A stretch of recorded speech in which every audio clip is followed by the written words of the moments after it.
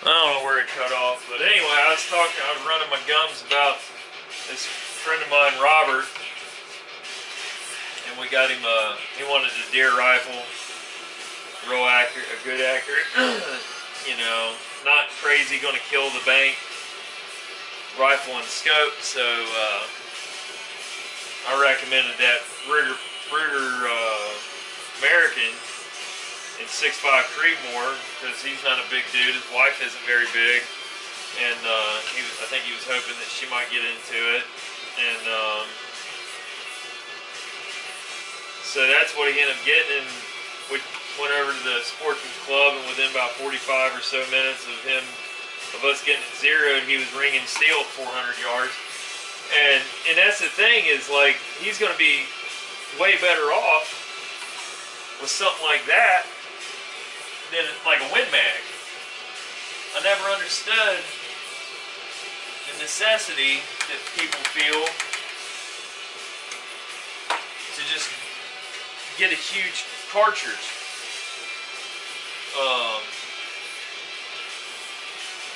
You know, thinking it's, you know, they're gonna kill better, which they do, but if you're flinching every time you squeeze the trigger, and you jerk the trigger and you don't shoot it for squat, then, you know, you're not going to make a good hit. Shot placement means everything.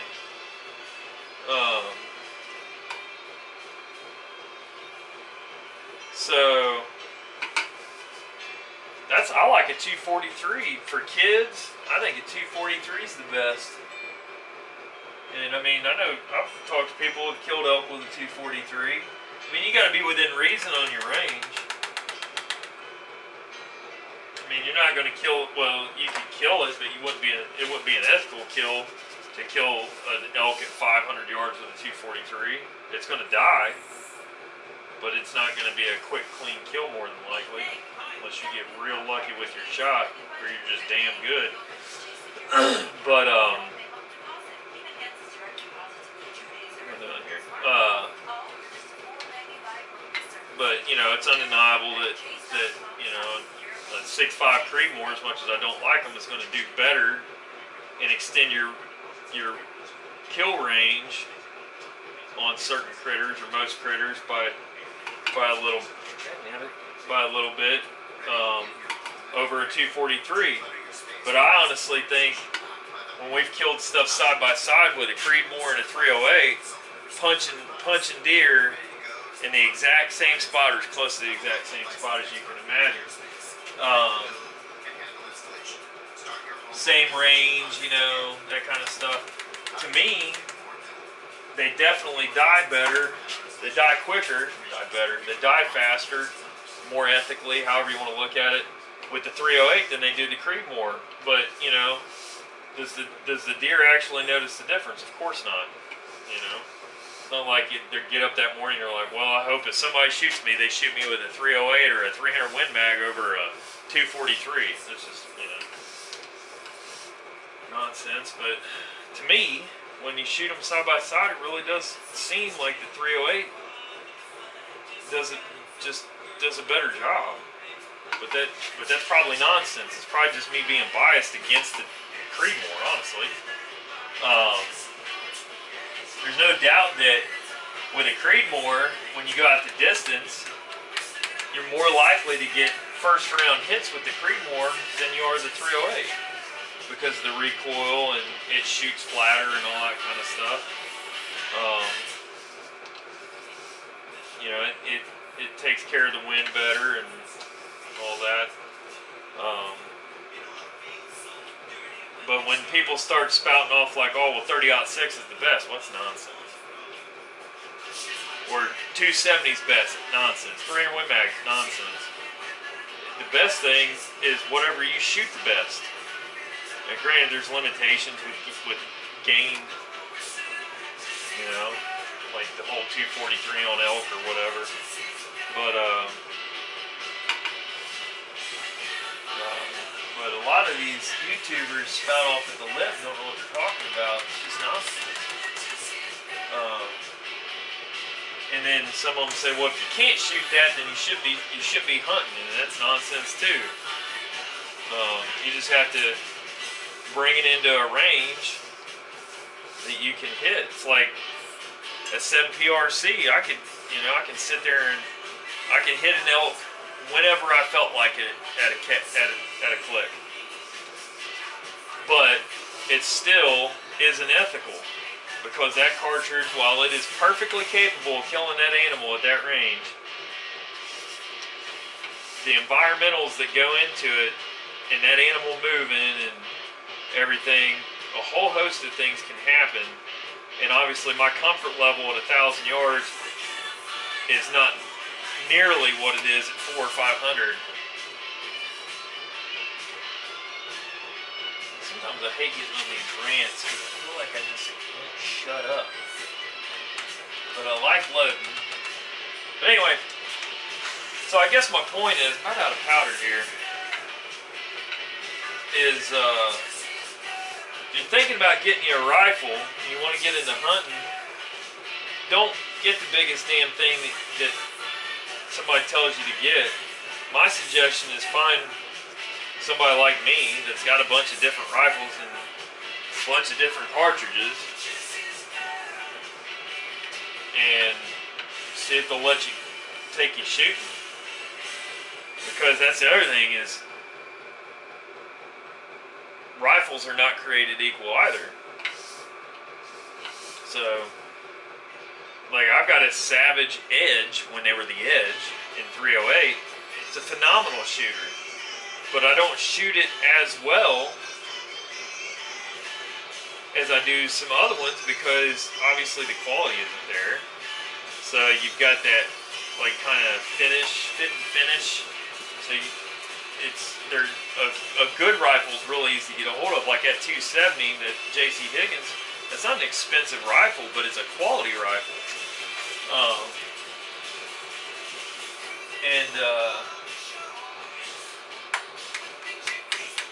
I found it really easy to get behind and shoot well.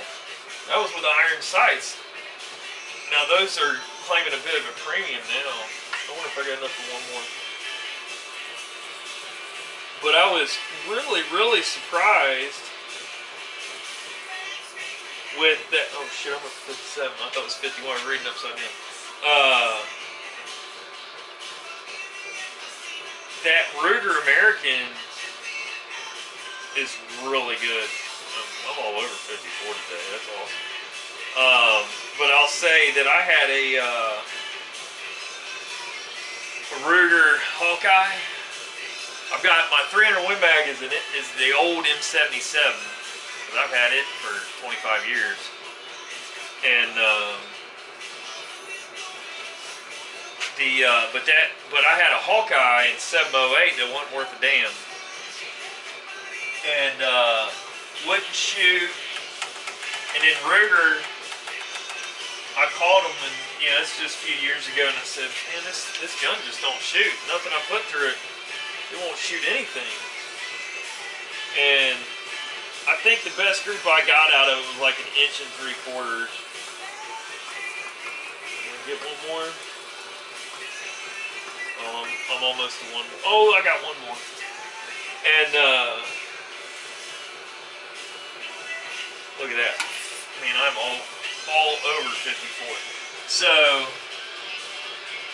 it would not shoot for squat. 1 3/4, 2 inches at 100 yards kind of deal.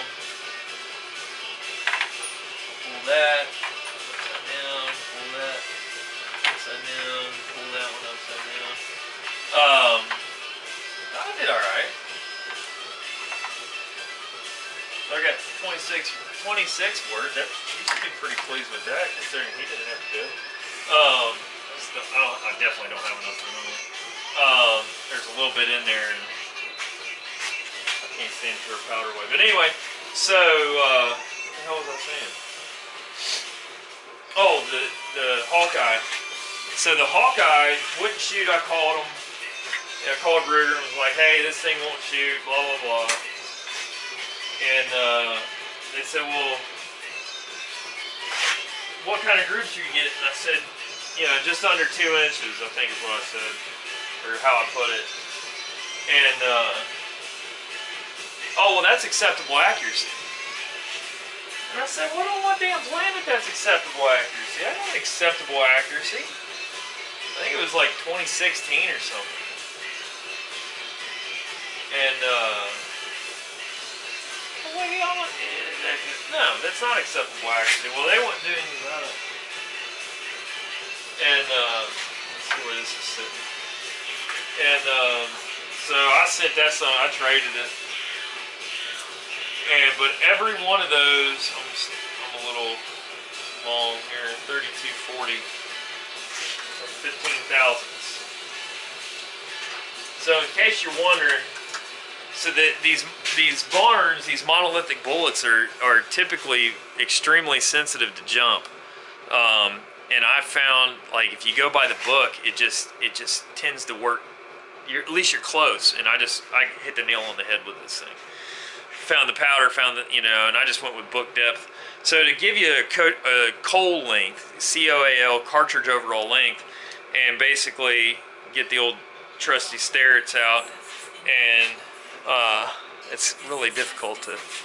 Now a lot of you are going to know how to do this. Let's see, will it focus in? Yeah. Well, shit. So basically at 1, 2, and then 3 inches, the big number, damn it, is 3 inches. Anyway, and then, so it'd be 3.2 inches, and then this would be 40 thousandths. And I'm looking for 3.225. So this is 3.240. So I need to drive it down a little bit more. And you just go little bit by little bit. That felt like too much. We'll see what we got here. No, not too much. Maybe just a touch bit more. But these monos just tend to be a little jump sensitive, and I found that you'll have rifles that you can get a massively different group just on 5 thousandths, and it can be extremely frustrating to get these things to shoot. But once you do, I like monos, and I'll get into that in a second. I like monos for a specific reason, but once you get these things figured out, they a lot of times they shoot pretty dang good. Still 30 thousandths.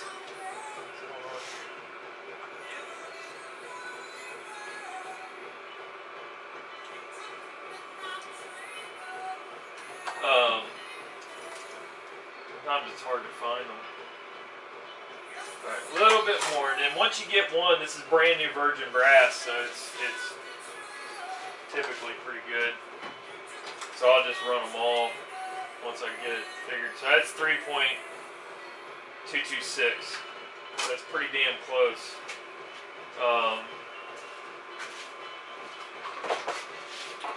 But anyway, so the reason I shoot monos on critters is when I was up at Aberdeen Proving Ground, and the Marine Corps, I forget when this was, might have been like 2014 or something, 15. The Marine Corps wanted a new light machine gun 30 cal bullet for their 240 Golfs, and that ammunition testing takes place at Aberdeen. They've got these big ballistics labs, and they'll take existing bullets that are already open to available to the public, and they'll run them through like a test procedure and everything. And, you know, basically they were looking for something that was like barrier blind.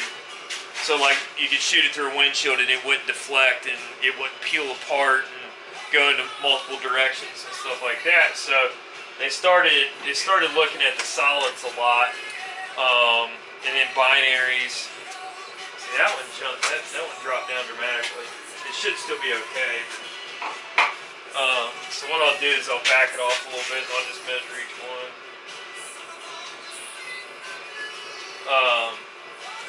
So they end up settling on, it's basically a Barnes ttsx. It's not a tipped, so this has like, this is called the tipped TSX. And so it doesn't have that blue tip on it. And it's, I think it's 130 or 35 grain if I remember right. I mean, that's been a long time ago.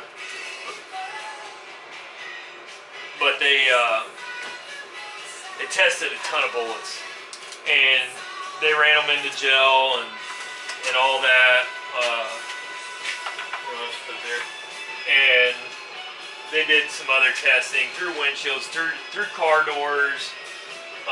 They tested 300 blackout when it started picking up speed.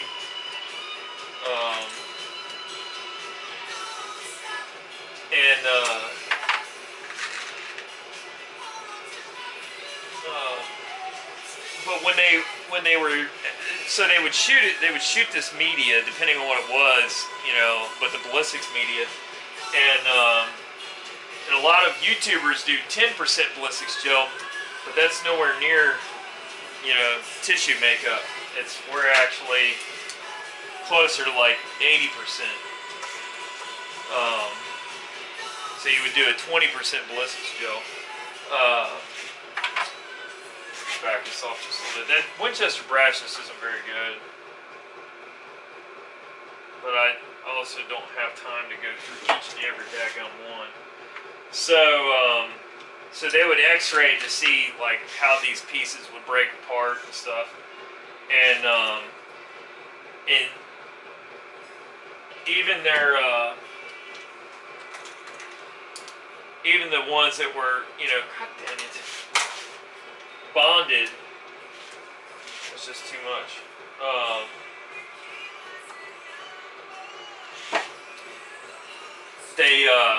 They would have, you know, they're like say the AccuBond as an example. There we go. Oh yeah, might be the chicken dinner there. Like the AccuBond's designed to, you know, when it mushrooms back, it basically sheds 40% of that bullet, you know, because it's a cup and core bullet, meaning it's got a swaged, it's swaged over lead core, and so it would lose like that much of the bullet, and that would just be mushroomed back and peeled back. And I've got a couple examples,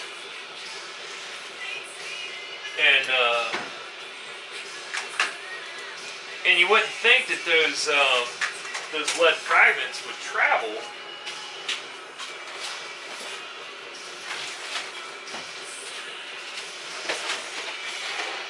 Travel very far, but they do.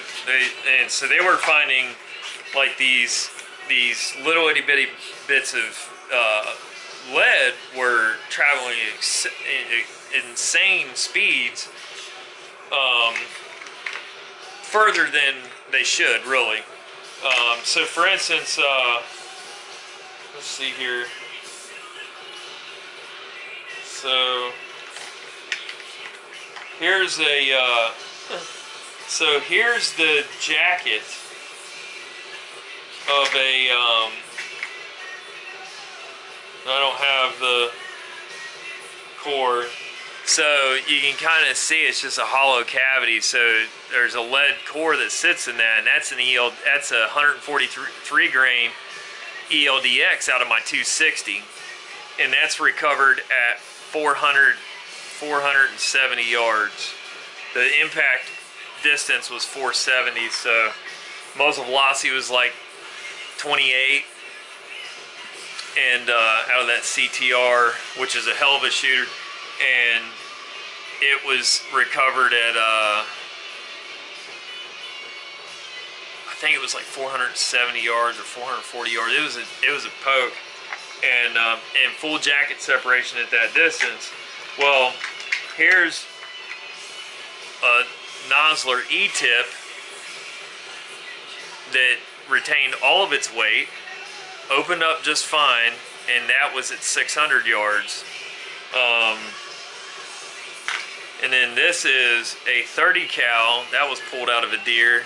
That's a Barnes ttsx, and that was recovered out of a deer.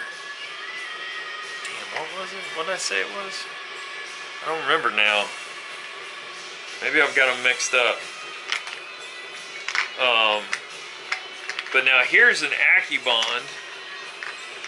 So that's a Nosler AccuBond, and it held together really well, much better than the ELDX.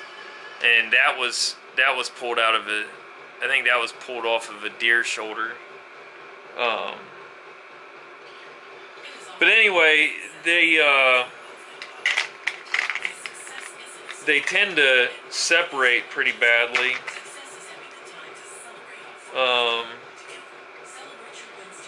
I had some other stuff in here, so that was out of a deer too. I don't know what that is. It looks like a 270 to me. Maybe a 30 cal. It might be a 30 cal. So this was pulled out of a hog from a Win Mag at 940 yards, and that's a Winchester silver tip, and I don't know what kind of bullet that is, honestly. That was 25 years ago. But it was almost 1,000 yards out of about a 250-pound hog. But yeah, but the point is that you got to keep these speeds up on these solids. But the thing is you don't have to worry about lead fragments. And then, so after the whole thing with Aberdeen and learning, like, wow, these lead fragments are traveling massive distances, plenty far enough. If you punch the shoulder and you get any level of deflection, it could end up in the hind quarter, it could end up in the back strap, it could end up anywhere. And so at that point I said, you know what, I'm gonna go to monos. They're harder to shoot, they're more expensive, blah blah blah, but I don't have to worry about lead in my meat. And then after I kind of came to that conclusion,